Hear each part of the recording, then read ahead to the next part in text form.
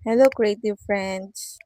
It's officially December and yes, ramdam na natin ang Christmas season.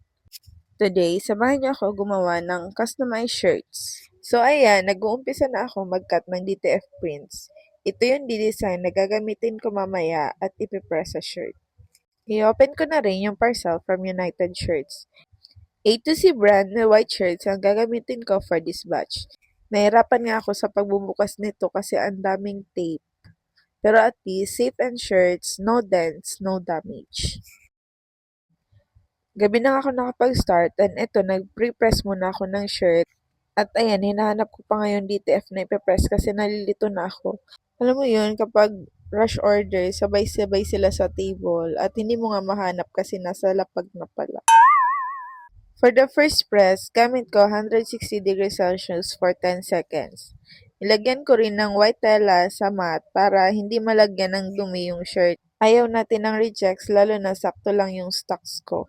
After pressing, pinalalamig ko muna yung shirts before ko ipil ang film. Ang festive ng design, super Christmas vibes talaga. Pagkatapos ko mapil, isi-second press ko na ito. Same temperature pero 5 seconds na lang. And just like that, umaga na ulit, sharing our morning view. Good morning, Mayon! Sarap gumising kapag ganitong makikita, mamotivate ka mag-work. Pero syempre, char lang yon. Tinatamad din tayo minsan kahit ang ganda ni Mayon. Balik trabaho ulit, chinecheck ko bawat isa yung shirt bago ko tupiin.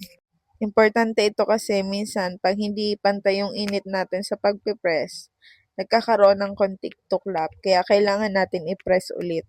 But so far, happy naman ako sa results. Ang vibrant talaga ng DTF, parang di tinitipid sa kulay. Pagkatapos ko na ma-check at maitupi lahat, ayan na sila, ready for delivery. Thank you sa pag-avail and hopefully may susunod pang projects na mga ganito. Thank you for watching. Please comment, like, and share. And don't forget to follow for more creative projects. See you on the next print.